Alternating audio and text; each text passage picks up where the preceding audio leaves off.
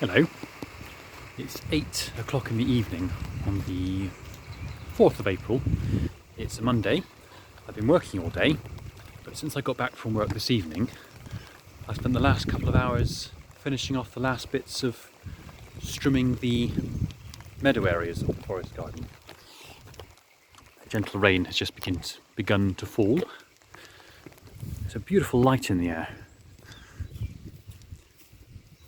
And it's quite clear to see now which areas of the forest garden are meadow and which are forest garden.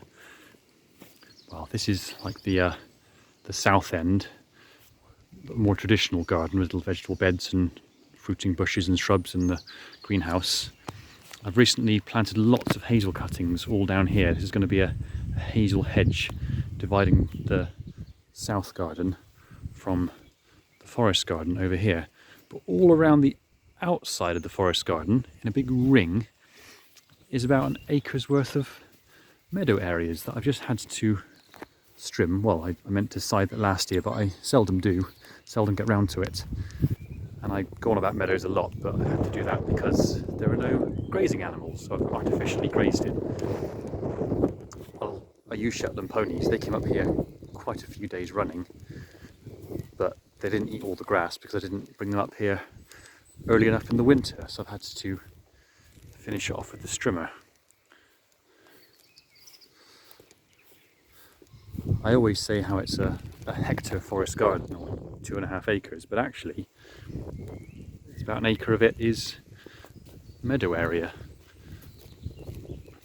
That electric fence there is to keep the geese this side and out of the forest garden. I've just given them a lot more access. They've got their pond and their that's where the ducks are up there, but the ducks can go anywhere they like. They can go under this electric fence, but the geese cannot. So that's to keep the geese out of the middle bit, so the geese can wander around the outside, ideally grazing these grass paths. And as this meadow grass gets longer, they won't eat that because they like the short mown grass, which I shall go over with a petrol mower at the beginning of the season. Then the geese ought to keep it down after that. But if I hadn't done this, the thatch of grass would have flopped over and suppressed all the wildflowers that are beginning to come up through now. I still have to rake it all up, which should take, I could probably do it in 4 or 5 hours. It's taken about 8 hours to strim it all, although it would have taken a lot longer if the horses hadn't come up here for so many days and grazed it.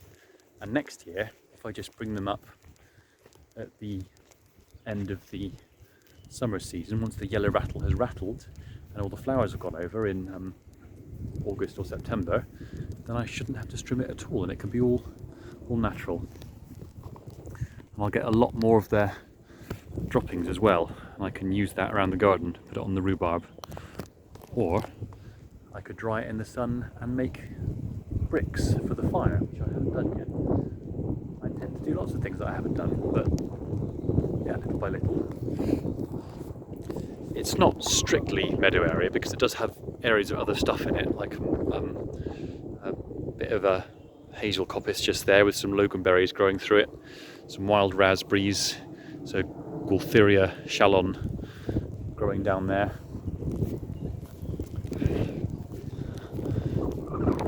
I shan't go on about all the benefits of meadows now, but there are myriad benefits, not just all the flowers for the insects and the pollinators and the honeybees, but lots of medicinal plants for the likes of you and I as well.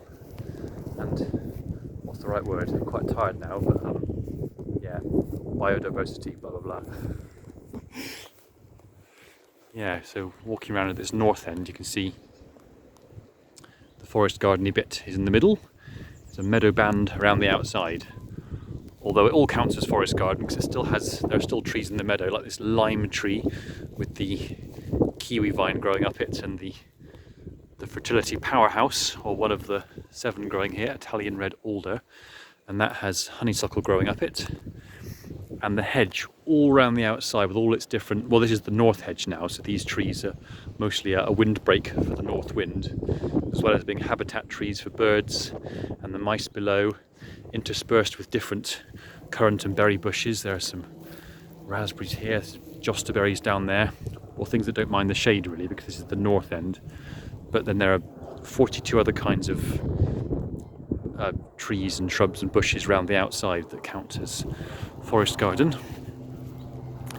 So these 4 geese, I'm not sure if they'll be enough to graze all the paths around the outside, so I shan't have to cut them.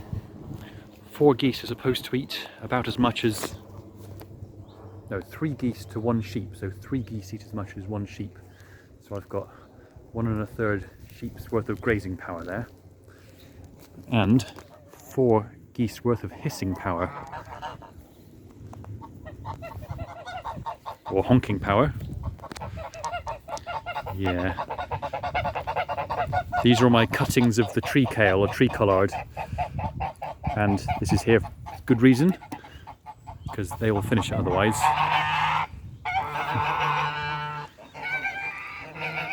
Messy kiwi vine coming back to life. Just wanted to show you what I've been doing really, just this evening, just a little update. Lots more to see, but definitely tea time now.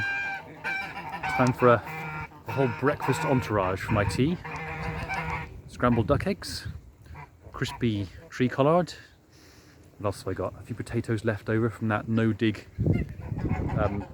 potato patch over there. Might boil and then fry those. So what else can I fry? Oca, mashua, watercress. Don't need to fry that, have it as it is. Oh, is that right? Is that right?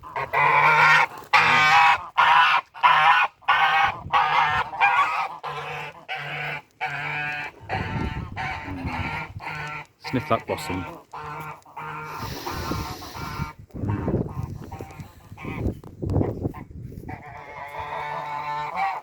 Sleeping duckies.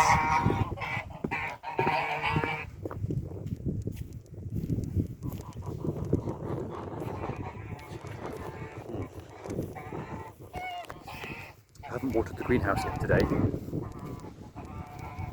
Better go and do that. The rhubarb is doing it spectacularly at the moment. Spectacularly. Look at that over there.